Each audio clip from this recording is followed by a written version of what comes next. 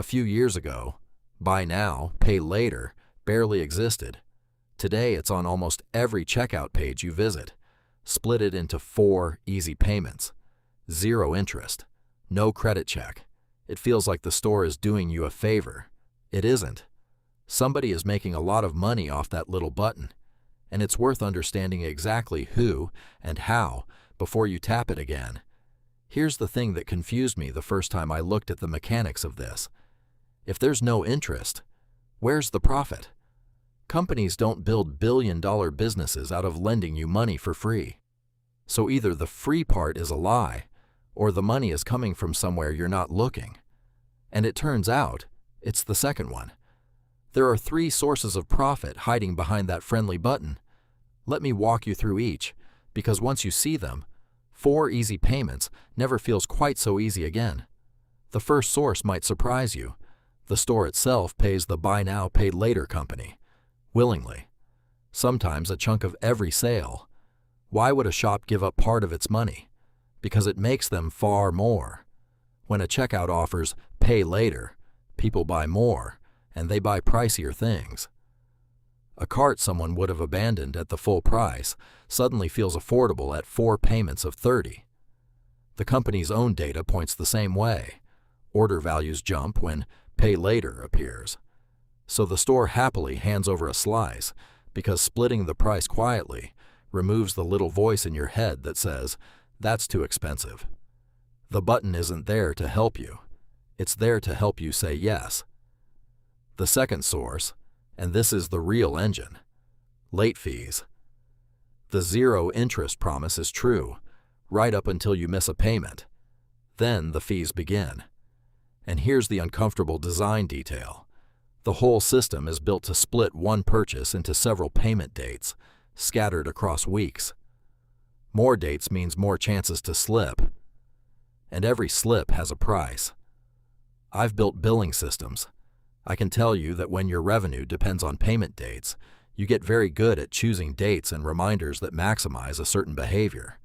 A company that genuinely never wanted you to be late would make paying effortless and remind you constantly. Not all of them do. The people most likely to miss are the people who could least afford the item in the first place. That's not a side effect of the model. For the fee-driven ones, it quietly is the model. The third source, what happens after the sale? Your data and the next purchase. Every pay-later transaction tells the company something valuable. What you buy, how much you spend, whether you pay on time, what tempts you. Over thousands of purchases, they learn your spending pattern better than you know it yourself. And that powers the real long game, putting the next offer in front of you at the exact moment you're most likely to say yes. These apps increasingly have their own shopping feeds, a place that shows you things to buy, funded by the very habit they helped build. First, they make spending frictionless. Then they own the storefront where you do it. It's the same trick as any free app. The transaction isn't the product. Your future spending is. So why did this explode now all at once? 2 reasons. 1, it's built for how we shop today. 1 tap on a phone, no forms, no waiting. It removes every second of friction between wanting something and owning it. 2, it slips neatly around the feeling of debt. It never feels like borrowing. There's no card, no interest rate staring at you. Just 4 easy payments. The same mechanism as old-fashioned credit, dressed in friendlier clothes. And that's the quiet danger. Not that it's evil. Plenty of people use it sensibly. But it's engineered to make spending feel weightless.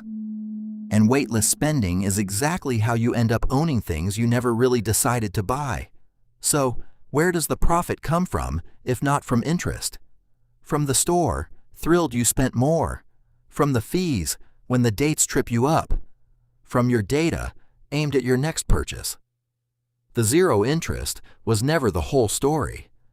It was the part they let you see. Buy now, pay later didn't get popular because it's good for you. It got popular because it's extraordinarily good at getting you to buy. Next time you see that little button, you'll know what's underneath it. And knowing is what puts you back in control of the decision. If this was useful, the The next one's on why your credit score is a product being sold about you, not a grade you earn. Subscribe, and I'll see you there.